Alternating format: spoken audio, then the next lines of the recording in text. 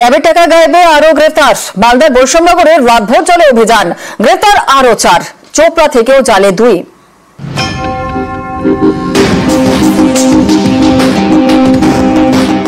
Class 11-এর পড়ুয়াদের tab কিনতে 10,000 টাকা করে দেয় রাজ্য সরকার। অনেকেরই অভিযোগ, সরকার টাকা দিলেও সেই টাকা পড়ুয়াদের অ্যাকাউন্টে ঢোকেনি, গায়েব হয়ে গিয়েছে।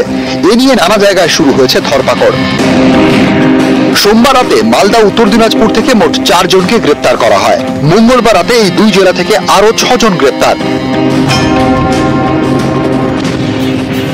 সম্প্রতি বর্ধমান সাইবার ক্রাইম থানায় ট্যাবের টাকা গায়েবের অভিযোগ জানায় একাধিক স্কুল।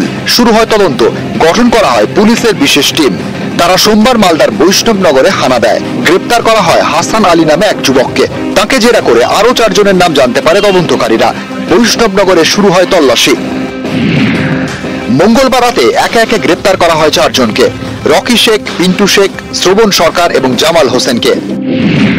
বাজেয়াপ্ত করা হয় স্থানীয় পঞ্চায়েত প্রধান এবং একাধিক সরকারি আধিকারিকের জাল সিল। উদ্ধার হয়েছে ল্যাপটপ, পেনড্রাইভ এবং প্রচুর নথি। তদন্তকারীদের সন্দেহ, পূর্ব বর্ধমানের ট্যাবের টাকা গায়েবের ঘটনায় মাথা রকি শেখ। কারণ যাদের গ্রেপ্তার করা হয়েছে তাদের সকলের সঙ্গে রকির কোনো না কোনোভাবে লিঙ্ক পাওয়া গিয়েছে। রকি শেখ বৈষ্ণবনগরের ভগবানপুর কেবিএস হাই স্কুলের অস্থায়ী কম্পিউটার শিক্ষক। Rocky Sheikh computer class official কাজ কম্পিউট করতেন। আমাদের স্কুলে আমরা তোরা দেখিয়েছিলেন, স্যার খুব খারাপ লাগছে। বেহালার সরসুনা গার্লস হাই স্কুল। এই স্কুলে অনেক পড়ুয়ার অ্যাকাউন্টে ট্যাবের টাকা ঢোকেনি বলে অভিযোগ। এ নিয়ে সরসুনা থানায় অভিযোগ জানায় স্কুল কর্তৃপক্ষ। এই ঘটনায় মঙ্গলবার রাতে উত্তর দিনাজপুরের চোপড়ায় অভিযান চালানো হয়। গ্রেপ্তার করা হয় কৃষ্ণপদ বর্মন এবং শরীফুল ইসলাম নামে 2 জনকে।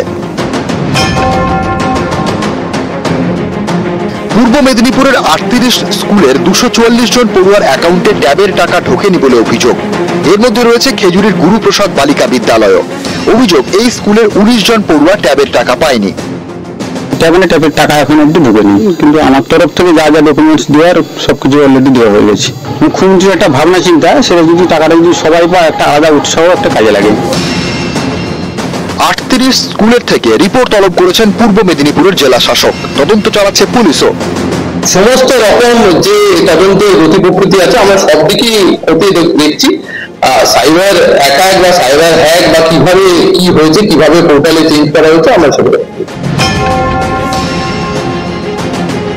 বীরভূমের 17টি স্কুলের 89 জন পড়ুয়ার অ্যাকাউন্টে ট্যাবের টাকা ঢোকেনি বলে অভিযোগ, যার মধ্যে 80 জন রামপুরহাটের।